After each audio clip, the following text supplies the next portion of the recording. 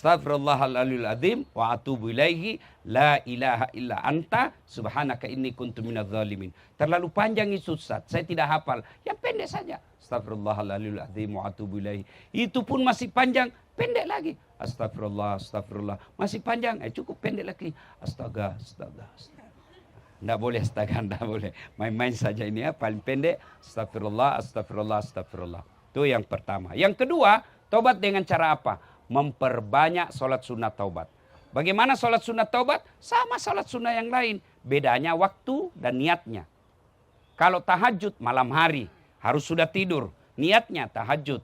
Kalau sholat taubat, baiknya lepas sholat maghrib nunggu isya. Jadi lepas sholat maghrib, tuan-puan tak payah balik hotel. Tinggal nunggu isya. Sholat sunnah, taubat namanya. 2 rakaat salam, 2 rakaat salam, 2 rakaat salam. Sampai 6. Boleh 2, boleh. Boleh 4, baik. 6, lebih baik lagi. Macam mana niatnya Ustaz? Niat itu tuan-puan hanya ulama Melayu, Brunei, Indonesia, Malaysia yang mengajarkan usolli. Ada kan kalau kita usolli misalnya. Ya, kalau mau ucapkan boleh. Tidak ucapkan pun sah. Coba tengok orang Arab. Kalau masuk masjid. Coba tengok. Kalau dia masuk masjid itu. Allahu Akbar. Ya kan? Kalau kita kan lama dulu. Loading dia. Usolli. Dia lupa rupanya usollinya.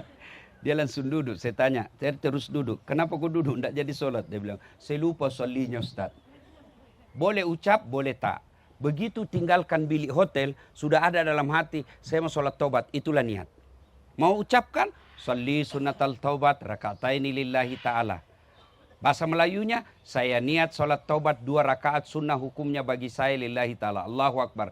Itu pun tak hafal, kau cakap saja begini, Tuhan sholat taubat, Allahu Akbar. Boleh, boleh. 2 rakaat berikutnya ulang lagi, Tuhan masih sama yang tadi, Allahu Akbar. Boleh, boleh, enggak, boleh. Daripada menghafal tidak hafal, enggak salatlah kau. Lepas itu kapan tobatnya? Sujud terakhir. Ya, itu pertama salat sunat taubat. 2 rakaat salam, 2 rakaat salam, 2 rakaat salam. Di sujud terakhir itulah, maka tuan-puan kalau lihat ulama, ada ulama ahli agama, sujudnya lama sekali, memang di situ tempat paling istijab berdoa. Misal doa yang akhir-akhir ayat itu dikatakan, Rabbana la tusik kulubana ba'da is hadaitana wa hablana min ladunka rahmah. Yang kurang lebih maknanya, ya Allah jangan kau palingkan hati hamba setelah engkau berikan hidayah. Itu ya. Yang berikutnya, setelah itu sholat tobatnya memperbanyak istighfar. Ya. Nah, yang kedua, banyak berdoa. Selama di sini, mintalah kepada Allah. Banyak-banyak minta kepada Allah. Cuma doa itu ada 4 cara Allah kabulkan. Ada 4 cara Allah kabulkan. 1, Allah kita minta, Allah kasih. Yang kedua, Allah kasih tapi dalam bentuk yang lain. Puan-puan misal, anak 15 tahun minta dibeli kereta. Puan belikan? 15 tahun, dia minta dibelikan kereta. Dibelikan tak? Tak. Apa karena tidak sayang? Tidak. Justru saya sayang, tidak belikan. Kenapa? Belum masanya. Oke, nah, tak payah saya belikan kau kereta. Nah, saya belikan kau MacBook. Nah, itu artinya dibagi, dikabulkan tapi dalam bentuk yang lain. Yang ketiga, dikabulkan tapi ditunda. Saya belum kasih kau hari ini, saya kasih kau 2 tahun yang akan datang. Ya, dan yang keempat, Allah kabulkan setelah di akhirat kelak. Maka selama di sini mintalah berdoa kepada Allah Subhanahu wa taala. Tuan-puan yang saya muliakan, pada akhirnya ini pengalaman saya. Kira-kira minggu lalu, minggu lepas, saya pulang ceramah dari Sabah. Saya naik Garuda dari Jakarta ke Makassar, itu 2 jam lebih. Saya naik pukul 2 dini hari, pukul 2 subuh. Ya maknanya belum masuk waktu subuh.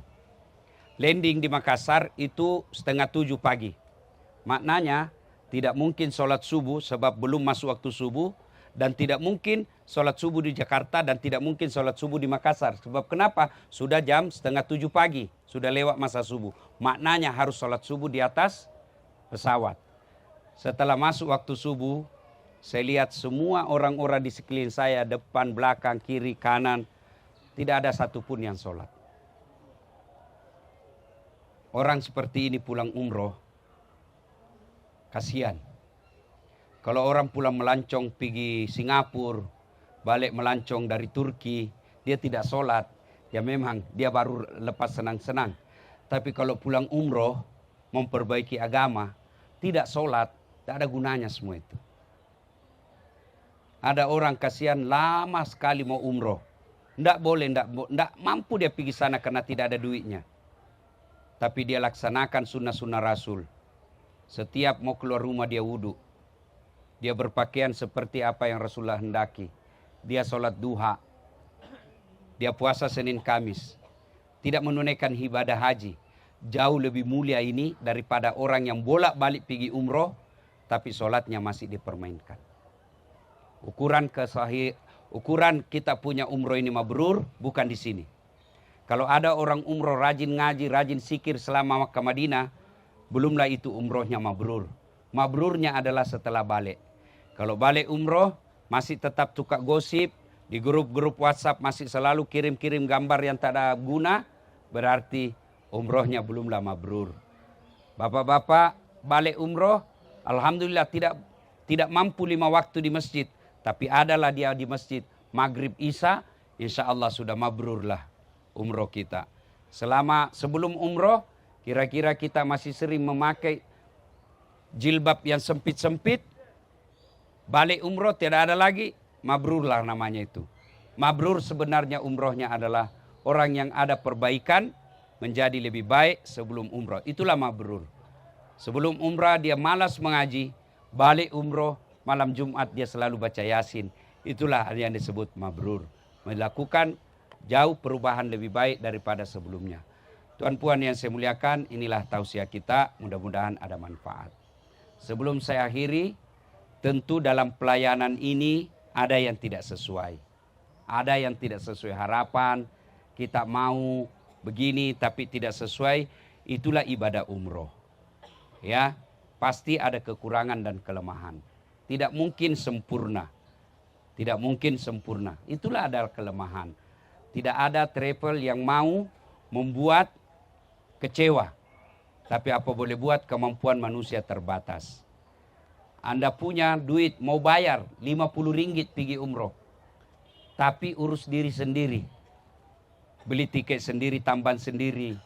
Pesan hotel sendiri. Kereta sendiri, makan sendiri, tidak mungkin.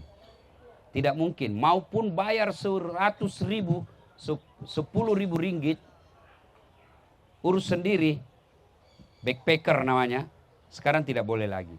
Maka digunakanlah travel. Nah tentu ada untung. Untuk melayani tuan puan itu tidak mungkin